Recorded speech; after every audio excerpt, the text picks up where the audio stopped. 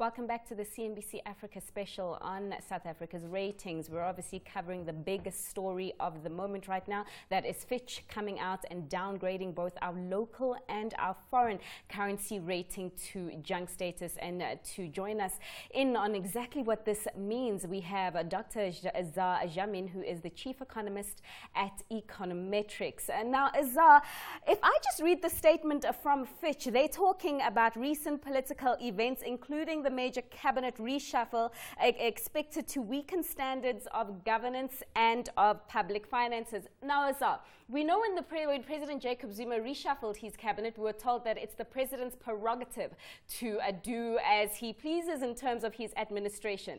Did you think that the president using his prerogative would have had such ramifications from South Africa? And by ramifications, I'm meaning another second ratings agency downgrading us to junk.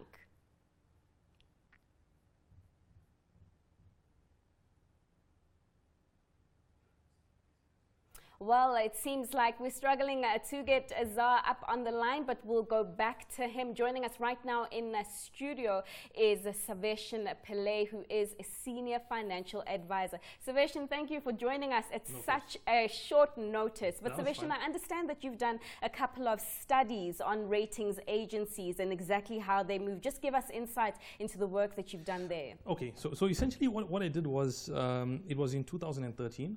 And it was just during the period of the European sovereign debt crisis.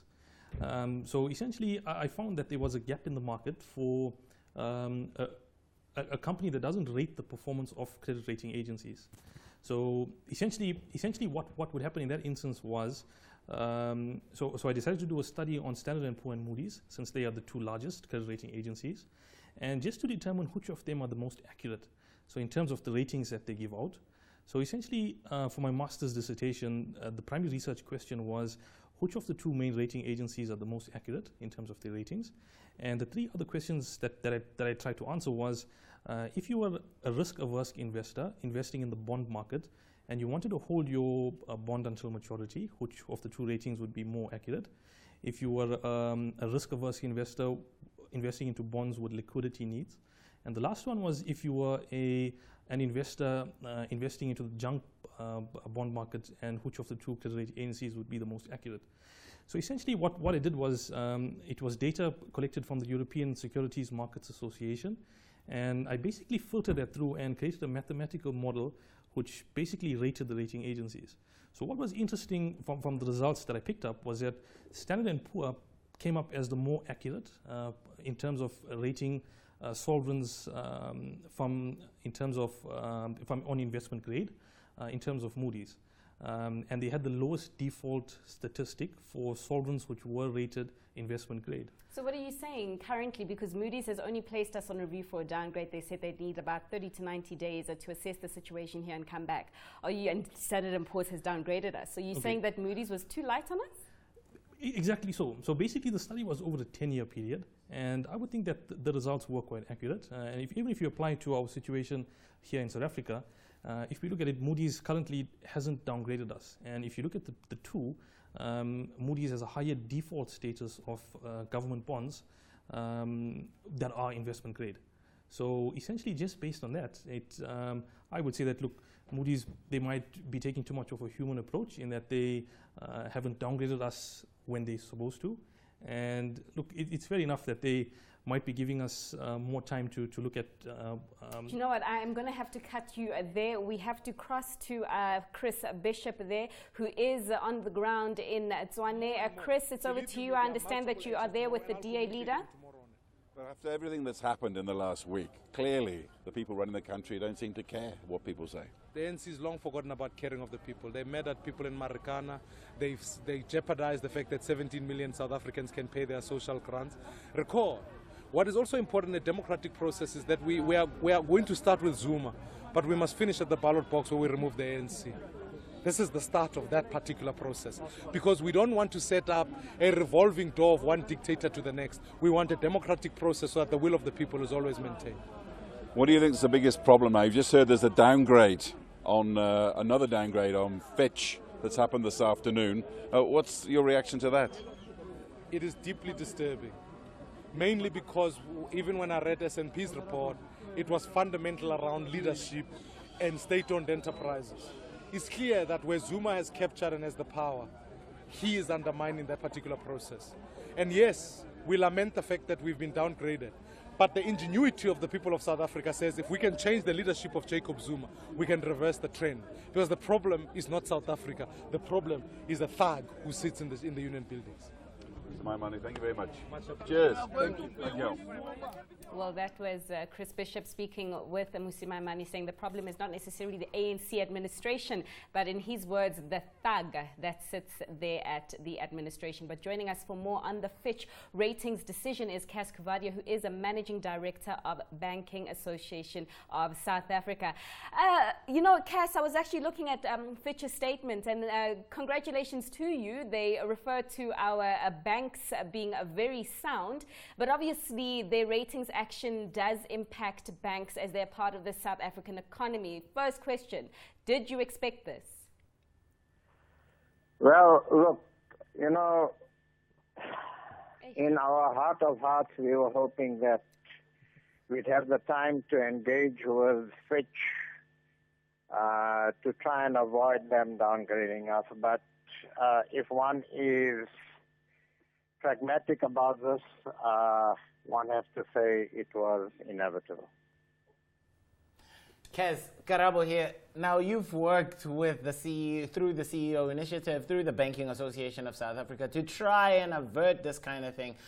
I know it takes quite a bit to accept that it is happening, to accept that it's happening this quickly, but what do you see as the bottom? Where do you think, how bad could it still get? I mean, right now, we kind of have to accept that it's happening, but how bad do you think it will get before it gets better? If Moody's follows suit and if followed by 2 notches, I mean, then that is extremely bad. It's pretty bad now, given that they've also downgraded our local currency. You know, okay. So and a significant part of our debt is in local currency. So this is very serious stuff. So what does that mean exactly? Sorry, allow me to jump in there, Cass. What does that mean? So what it means is 90% of our debt, of the debt we raise, is in local currency. So it's rand denominated. It's not in dollar. It's not dollar based. So in other words, given that we were recognized to be a country in which people had confidence, good banking sector, good financial sector, good institutions, unlike many developing countries, we were able to actually raise our debt. In other words, not get dollars in, but raise our debt in rand denomination. So we were then, while the downgrading of the international currency that we borrow in was severe, the downgrade of the local currency is extremely severe because we raise most of our debt in our local currency. So your meetings... That puts debt costs up significantly. Just paint a picture of how significantly, because your meetings with the current finance minister, that is Malusi Gigaba, he told you guys that he would continue to stick to the budget set by his predecessor, that is Minister Gordhan. Now that they've downgraded this local currency rating, do you think he'll still be able to deliver on this, even though his intent might be to do so? Well, now more so than ever, we've got to show publicly that we are sticking to the approach developed by the previous Minister of Finance and his predecessors, actually, not just by the previous Minister of Finance. Now, more than ever, we've got to demonstrate that we are sticking the course. We are going to do our best to actually show that we will maintain the fiscal path that we're on, that we will maintain policies that are pragmatic and in fact, more and more emphasize those policies, that we move away from all the talk about radicalism and so on, because what Fitch has actually done, it has identified the developments of the last 10 days as the critical reason for the downgrade. Okay? And so saying that we're going to stay to the policy call is not going to be enough. We've got to demonstrate now in no uncertain terms that we stick to the policy course, that we maintain fiscal discipline, that we will actually show that we have political certainty in this country, and that we are able to come together as a country on the back of sound policies to rebuild, and rebuild in a way that benefits the majority of our people. And so, you know, we're in a different ballgame now, and we'd better understand that we need political stability now. And I think the ruling party needs to show leadership here. The ruling party now has to say that our actions will be in the national interest and not to the benefit of 1 or 2 or 3 or 15 or 20 individuals. We've got to ask ourselves across the board, not only in government, not only in political parties, but even in business and labor, what sort of leadership do we need? What sort of moral and robust leadership do we need that's put national interest topmost on the agenda, and we can come together to actually rebuild from where we are. And so, yeah, I mean, you know, let's not underplay the dire situation we are in. And this will obviously unfold. We will obviously sit down and really understand what the implications of this ratings downgrade are. We will try to now open up discussions with Moody's to try and convince them, but we're not going to be able to convince them by words alone. We're going to have to, the government, the ruling party, business, labor, all of us are going to have to say, we recognize the situation we are in, we recognize what has caused this, and we are not going to try and remedy it.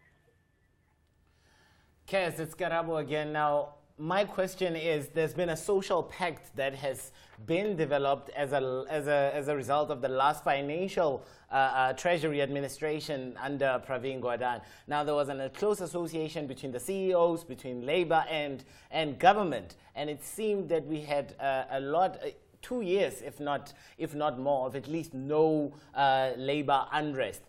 Are you, through that CEO initiative, through bodies like NEDLEC, through these various industry bodies, are we going to be able to go back to that labor movement and tell it that we are in tough times and we're going to have to be strong, and maybe even suggest austerity? How are you still going to get buy-in from labor to carry on with at least a South African labor market that's stable?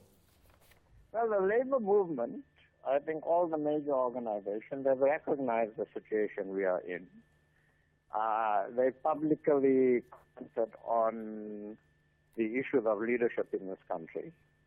So you know, I don't think it should be too much of an issue to reach agreement on where we are in the country. It's quite clear. This has happened in other countries. The impact of rating downgrades like these are there for all to see. It's a matter of historical and current record in other jurisdictions in other countries. It's not something that's theoretical. We have hard examples of what happens under these conditions. And so we shouldn't be talking past each other about that. We should be recognizing that we have a crisis in this country that we haven't had since democracy. Things like Marikana, things like the other social outrage and the outcome are significant events that we should have learned from. We didn't. Let's learn from this one. And let's come together as a country. We've got to do that. And the lead has got to come from government that says that we recognize the mistakes we have made. We recognize that the actions that we made would have had an impact that can't be in the national interest. Most and definitely. we now want to sit down with all parties to actually see what we do. Most definitely, Cass. Thank you so much for your time. That was Cass Kuvadia, who is the Managing Director of the Banking Association of South Africa. Now, Saveshan, before we cross over to Cass, you're busy telling us that most of the bonds that Moody's have rated have actually defaulted versus those of S&P. Okay, so it's basically, if you look at it on a percentage measure in terms of the amount of investment grade bonds and that they rated, so they had a higher default percentage in investment grade than Standard & Poor. So if you look at just the results of it, it can point to the fact that they might be a bit more easygoing and not as stringent in S&P in terms of downgrading a sovereign when it needs to be downgraded. So I think that's one of the reasons why S&P have sort of outperformed them in that sector. And the results of that also filtered through to the structured finance products, so like your asset-backed securities, your collateralized debt obligations, where S&P has also outperformed in that regard. So if you look at it, the study on that was just after the financial crisis, and it basically determined which of them had the best reform mechanisms in place, because obviously during the financial crisis they were largely to blame if you look at it. And S&P also had a lower default status in investment grade asset-backed securities. So I don't know, it just points to the fact of just an example of South Africa, where maybe Moody's have been taking things too lightly and should have also downgraded South Africa in that regard. So. Now, Saveshan, both these guys have had a bit of a walloping during the financial crisis of 08 and 09, and all they kept on coming out, ratings agencies that is saying that they're just merely offering their opinion. Now, when I look at the two, especially S&P and Moody's, S&P seems like the grand big daddy of ratings agencies. Yet yesterday I was very surprised to find out, as I followed CNBC on the internet, that Standard Bank is not rated by S&P. Africa's biggest bank is not rated by S&P. What do you think is the motive there? To be honest, I'm not exactly sure why they haven't rated Standard Bank. But generally, is rating not is it not you choose? So you elect to be rated basically, rather than... it's different. When it comes to sovereigns, it's different. And also the fee structure of how rating agencies get paid, it's normally when they're providing a rating to corporates is when they get paid. So that's where the conflict of interest comes around, because say, for example, if you are a bank, for example, and you can get a rating from Moody's, Standard & Poor, they might want to give you a favorable rating to get the business in that regard. And they're publicly listed companies, so they've got to show a profit every quarter. So there can be a conflict of interest. So there's no real authority which rates the accuracy of that. So sometimes the views can be a bit skewed, but when it comes to sovereigns, there isn't much in it for them, so it's normally quite accurate, and it's normally what they say is generally it's an honest opinion in terms of that. Well, let's just pause there. We're going to cross now to Martin Kingston, who is the Vice President of Business Unity South Africa, and he's also head of the Economic and Trade Portfolio. Martin, your reaction to Fitch's damning a statement to downgrade both our local and our foreign currency status to junk? Well, I think that it's unfortunately not a surprise, as I've indicated previously. The key indicators that they have mentioned are ones that we've been aware of for some time. Unfortunately, as you have said, it affects both the local and the foreign currency, and is likely to have more significant ramifications over time. We need to look at the issues that they have raised. They go to the very heart of the crisis that we face at the moment, which is political stability, consistency of policy, and predictability in terms of not only the government, but the macroeconomic policy that has been articulated very clearly over the past 15 months by Prime Minister Pravin Gordhan, and whether or not that's going to carry on into the future. Martin Iskarabo here. We spoke on Tuesday, and you said to me that it would be a disaster if local currency was downgraded. Now, we are in the midst of that as we try to take in exactly what that means on the market. But my question still remains to you. We've seen very unhappy people taken to the streets of Johannesburg, of Pretoria, Cape Town, and Durban.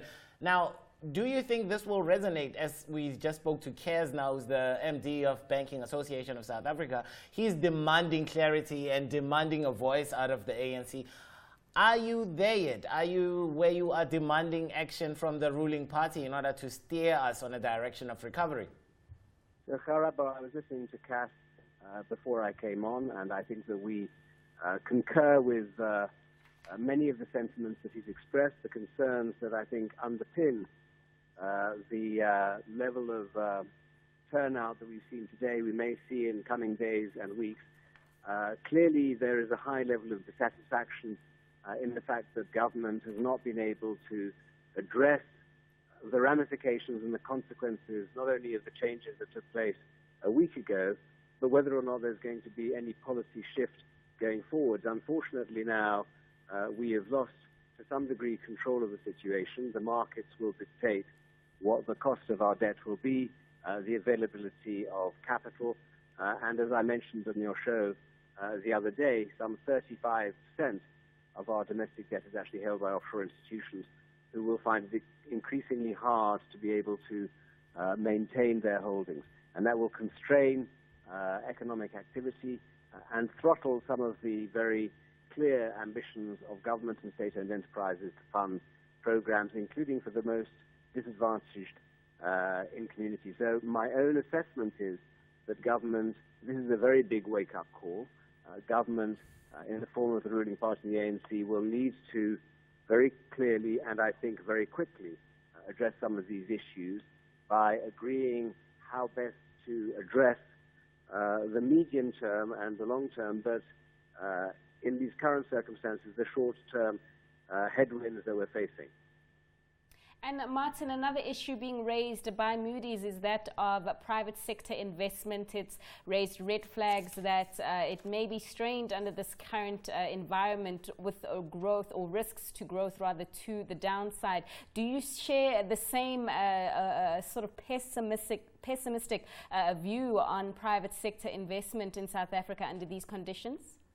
Well, the private sector has to take a longer term, but our concern is that in these particular circumstances, it's going to become more expensive and indeed more difficult for the private sector to borrow. Their returns are going to have to be higher to be able to compensate for the increased risk. Obviously, to the extent that they interact with state-owned enterprises are directly impacted, and the reality is that most businesses are heavily reliant upon relationships with state-owned enterprises, be it Eskom, be it Transnet and others. So there is no doubt in my mind that the indicators are negative for private sector investment, domestically and indeed international investors into South Africa. And the problem I think we've now got is that we're trying to catch a falling knife in very, very challenging circumstances. And unless we can ensure, which is the point that I've made on your show previously, that business can, alongside government and indeed organized labor, chart a common path, then unfortunately this downward spiral will continue. Well, thanks so much, Martin Kingston. We're going to have to leave it there. That was Martin Kingston, who is the Vice President of Business Unity South Africa and the Head of Economic and Trade Portfolio, painting a very vivid picture there, saying that we are catching a falling knife under very difficult circumstances. Can you imagine catching a falling knife? The pain implications there. But you know what? Let's actually break down this Fitch statement a little bit further. So now this also affects our SICIC trust bonds, or SUKIC. Please correct my pronunciation there. And I know that we recently launched this Islamic bond. Just take us through all of that. Okay, so essentially, if you look at it from a bond perspective, your yield on your bonds are going to obviously increase due to the increased risk that's taken on. But what's going to also happen in particular is South Africa's bonds that form part of a lot of the worldwide indices will then start to fall off. So generally, it takes up to a year before that happens, but more so the funds that are directly invested into South African bonds, those can be unwinded immediately. So essentially from that, it's definitely going to have a negative effect with regards to that. The biggest, I'd say it's basically your ordinary citizen is going to be the one who's going to be the most affected by this, because a lot of their costs are going to increase. So it should. And on the same token, if you look at it, a lot of the wealthy would probably benefit from. They're the ones who might have a lot of cash on hand, a lot of funds offshore. They might benefit in this regards, getting a higher yield on their savings products. So from that perspective, it's going to be difficult. It generally would take, on average, if you look at it for the 15 countries which have been downgraded by the 3 rating agencies and who have got back to investment grade, it's normally taken them on average 7 years to get back there. 7 years, that is a mighty long time. But we're actually going to come back to you and drill into some of the impacts on the consumer, as you are a financial advisor. But we do have Nikki Newton-King, who is the CEO of the Johannesburg Stock Exchange, on the line. Now, Nikki, you know, the JSE has enjoyed a flurry of new listings this year. We were just at Long for Life's listing earlier on today. That's of Brian Joffe. Do you see this Fitch rating now coming on the back of the S&P rating to junk status and the Moody's decision to place us on review, putting a halt to some of the companies that might come and or might want to come to join the JSE this year? Companies list when they have a high degree of confidence about the environment in which they're going to be investing. And when that investment environment is stormy and unpredictable, as I think one could strongly argue South Africa is becoming, then it becomes more difficult for companies to feel confident about coming to market. But as you rightly point out, Brian Joffe came with his new endeavor to market this morning, which I think is a wonderful example of optimism, and we should be encouraging companies like more people like that, more entrepreneurs like that, to come and raise capital. But raising capital is going to be more expensive, and means people are going to have to work harder in order to recoup the costs of that capital. And ultimately, as I think your commentator was making the point, it becomes more expensive for all South Africans in this environment.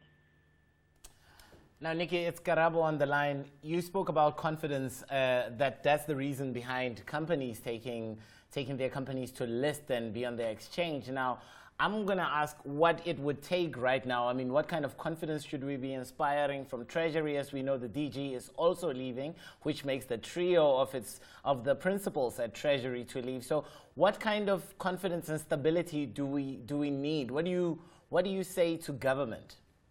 Robert, we've been working flat out for the last 15, 16 months with National Treasury and other government departments to try and build policy certainty around certain issues, to try and encourage the early signs of green shoots. And we were really making progress along those lines, and it was exactly that progress which we could talk to last Monday.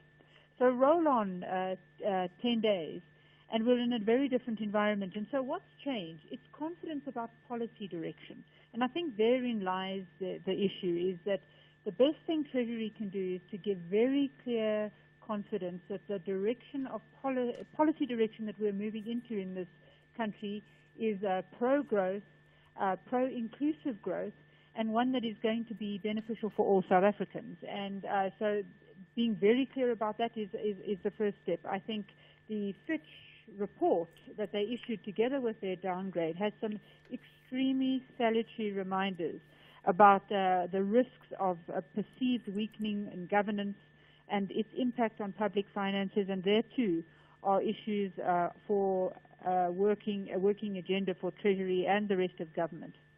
Now, Nikki, I'd just like to ask, as a businesswoman yourself, because obviously you go out there and you market the JSE and you encourage companies to list and the like, how is this going to make your job a lot harder? It has a number of impacts. Well, firstly, obviously, one part of our job is to encourage companies to come to market. So if their confidence is affecting, it becomes more difficult to do that. The second part of our role is to sell the South African investment story, the SA Inc. story. And when you have changes in governance, changes in policy direction, uncertainty, that really makes selling the South African story, which is really not a sales job for the JSE, it's a sales job for all of us. It makes that more complex. And then, as I'm sure you would also recognize, there's something about this stormy environment which makes all of us as individuals far more wary about what we are doing. And that will translate in the medium and long term into people not giving 100% of their creative energy at work. And what that translates to for us as an economy is we start to look at the immediate rather than the building for the medium and the long term, and that will have a serious impact on growth. That was Nikki Newton-King, CEO of the Johannesburg Stock Exchange. Thank you very much there. Saveshan, now let's get back to what the situation and what all of this news flow actually means for me. Now, as somebody who can tell me about financial advice, what kind of pains should I expect? and how can I mitigate against all these pressures that are coming to a head? Okay, so Karabo, so basically, if you look at it, South Africa in terms of the consumers, so we are a nation who spends more than we save. And we obviously, a lot of consumers are in debt to quite high levels. Bank says we are the #1 borrowing nation in the world. That's correct. So essentially what's going to happen is there's going to be two effects. The first effect is basically all of the goods that South Africa imports. Obviously that's going to increase a lot. So obviously if you look at your fuel costs, that's going to increase quite a bit. Your mortgages are going to increase, your credit cards, if you've got revolving credit, that's going to increase. I want to faint. And I want to faint right about now. So my question is, which one should I take care of first? Okay, so essentially it would make sense to obviously try and reduce your debt to the lowest level. Obviously those increases haven't come into effect as yet. So a lot of consumers will have, a lot of individuals who work for companies where your financial year end was in February, a lot of you guys would have received your bonuses in March. So it makes sense to, rather when all of those higher borrowing costs kick in, rather use the funds now to rather settle that. Because if you look at it on the other side, if you invest it with higher borrowing costs, your return on your investment is going to be less than what you're going to pay on your credit. So it makes more sense to rather use those funds that you've got whilst things are still okay, and when those increasing interest rates then come into place, you might be in a better position at that point in time. So a friend of mine's a bank manager, and she says that a lot of queries that she got from customers following the S&P downgrade was whether to move their funds offshore. So a lot of angered customers saying, I want to take my money and move it offshore. Is this what they should be doing to protect themselves? It just depends. So it's obviously not a good idea to move all of your funds offshore. It's difficult to tell you what's the exact percentage of your total wealth that you should have offshore. But generally, if you don't have an intention of moving abroad in the future, it's generally if you have about 30 to 35% of your net worth held in offshore assets, it's a good hedge. So in terms of, when a situation like this might arise, you then have a good backing abroad. So what's also, and then the next question that you might ask is, look, is it a good time to move your funds abroad? It just depends. I'd say the fair value, if you look at the rand, a good the technical level in terms of where the currency should be in terms of all of the economics prior to the downgrade would have been between 1250 and 1280. So you look at where the currency has now gone, you then will run the risk of, look, if you move your funds abroad and the rand was to strengthen, say in 5 or 6 years time, which could happen. Look, it's happened twice over the last 15 years. You might have a change in the commodity cycle. South Africa starts to do good. The political situation stays the same, but if that change in commodity cycle happens and the rand starts to do quite well, then there's that side of the coin that you've got to look at as well. But generally, it's not something that I would say, look, move all of your funds abroad. The best thing to do is just phase it in at a lower rate, and obviously just have some sort of backing, which is in foreign currency. Well, Savation, let's just hold it there for now. We do have Maihlomo Chwete, who's the spokesperson of Treasury, on the line to us. Maihlomo, hi, it's Fifi here. When we met with the Minister of Finance, he did say that he had spent quite a bit of time negotiating with Fitch and with Moody's and explaining to them that government would continue to operate within its budget, and despite the changes to the cabinet and to the Treasury, there were no causes for concern. It seems like the ratings agencies are concerned, Mai, because right now we've got Fitch, who's downgraded not only our foreign currency, but the local currency rating too. What is Treasury's response? Well, our response is that we need to reassure not only the credit rating agencies, but also investors that the policy trajectory of Treasury is not going to change as a result of the executive changes that happened last week. We have repeatedly said that, as you have rightfully said, but some of this is going to be exhibited in some of the decisions that the minister takes going forward. And he has repeatedly said to his team that he is going to display and exhibit his commitment to the fiscal trajectory that was planned out by his predecessor in the budget vote of 2017. Maihlomo Eskarabo on the line now. The market and market analysts are saying that they need confidence. They need confidence in government. They need confidence from Treasury. One of the most important notifications of resignations is that one of DG Lungile Fuzile. Now, how quick are you able to turn that situation around and stabilize Treasury in order to go out there and speak to investors from a DG point of view? Well, Treasury is stabilized. We have a DG who was committed 20 years of his life to one department.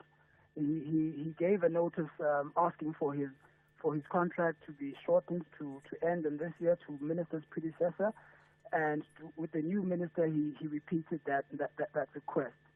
There's an institution that has a lot of DDGs and a lot of other officials there that are quite committed to their work, but also there's also sound policies and very transparent operations at Treasury. So even though it's a great loss to the department and the nation to lose an excellent public servant like the DG, I wouldn't say that the Treasury is in crisis as a result of his departure. We will look not only within the department but everywhere else to find a replacement that will continue the great work that the DG has done. Very encouraging words there, Mai. But another point of concern for Fitch here is of nuclear, and they have said it's a very expensive program, which many commentators have said that we cannot afford. Now, they are of the view that under the new cabinet, the program is likely to move relatively quickly. So what's the stance on nuclear? I mean, everybody asks you about this, but will Gigaba stick to Gordon's pace of nuclear expansion rollout, or will he fasten it? He'll stick to the plan that was laid out before. And you've asked us this question before, Fifi, and we have addressed it. I think we've been speaking to members of the media and saying, look, let's also communicate responsibly. If there was policy changes in nuclear that the minister was announcing and you reported it as such, that's understandable. But to refer to a minister who said exactly the same thing his predecessor said, which is that we will take up nuclear at a size and pace that the country can afford. Those are the identical words used by his predecessor, and these are the words that are used by the current minister. So you cannot take that and say that there's a difference of approach. Naturally, these are, at the end of it, these are words, and the reassurance campaign needs to take off right now. So minister is going to be traveling abroad, communicating with investors, communicating with credit rating agencies that the approach to nuclear is going to be as government agreed to, which is at a size and pace that the country can afford. And there is not going to be any intention to speed it up or slow it down. It's been in the IIP since 2010. It's not of the new minister's imagination. But we are quite clear that the size and the pace of taking up this project is going to be highly dependent on the affordability of South Africa. And Maya, I know I've also asked you this before, but I have to say it because it is in the Fitch statement. Now, Fitch is saying that they believe that following the government reshuffle, fiscal consolidation will be less of a priority given the president's focus on radical economic transformation. The minister did say that he would be able to achieve both inclusive growth and also fiscal prudence. How so when you've got a ratings agency here saying that they don't think so? Well, I don't think any thinking person would view the idea of inclusive growth as being something that's going to break the bank of South Africa. To say that you want more South Africans to be active in the economy is not to say that you're going to begin spending to make sure that all those South Africans are active in the economy. It's also about partnerships that we are undertaking with the private sector. And fortunately, on both sides, government side and the private sector side, there is an acknowledgement that we need an economy that has more economic participants in it. That's to the greater benefit of the South African fiscus, that's to the greater benefit of the South African market. So therefore, the idea of inclusive growth is not, should not be vulgarized and viewed as something that's advocating for reckless spending by government. That's not the intention of it. So we will continue to spell out what inclusive growth is about, and we'll continue to do that until it allays all fears that it's somehow a vulgar term that's going to mean that we are going to break the budget of government and the fiscus. It's not the intention to. As the minister has repeatedly said, and his deputy minister, that South Africa is not going to spend money it doesn't have. That was Treasury spokesperson Maihlome Chwete. Thank you very much there on the line. And back with us in the studio. Salvation, now I have to ask you this, largely because it's a Fitch day. Okay. You said you looked at Moody's and S&P. Any reason why you didn't look at Fitch? So basically, it was a lot of data that I had to obviously examine. And with S&P and Moody's being two of the largest rating agencies, it made more sense just to focus on them. And just to look, there was a study that I did do where, so there was a case study. So basically, if you look at it over the last 10 years, the initial study was rating of sovereigns, corporates, and structured finance debt over that period. And then just to get a bit more accurate, so obviously rating a single incident over a 1-year period between the 3 rating agencies. So because it was a bit less data, so I included Fitch as well. And Fitch fared quite well as well. So they obviously performed slightly better than Moody's in the rating of those sovereigns. So yeah, to answer your question, it was basically just to the main rating agencies and just to... Now the toothpaste is out of the tube already, so I don't expect Medusi Gigaba and the Treasury team to be going to Standard and Poor's, nor going to Fitch. But now they still have an opportunity with Moody's. Do you think that they can convince Moody's, as somebody who studied the ratings agency? We should have asked Maihlome Chwete that actually. Well, there was a lot to ask Maihlome. Actually, I didn't want to say goodbye, but what can you say? So look, it's a very good question that you have. The thing about it is that the rating methodologies that the rating agencies use are quite similar. So, but with that being said, if you look at it, the last time South Africa got downgraded to junk status was, I think it was in 1993 or 1994, and Moody's were the one rating agency who kept us at investment grade for a long period of time.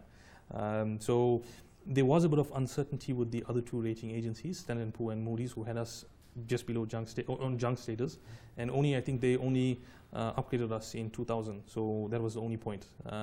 So look, it's difficult to say that if you say on the one side, look, the rating methodologies are the same, and they might downgrade us. But if you look at it at the same time, history points to the fact that they've kept us on investment grade for a long period of time.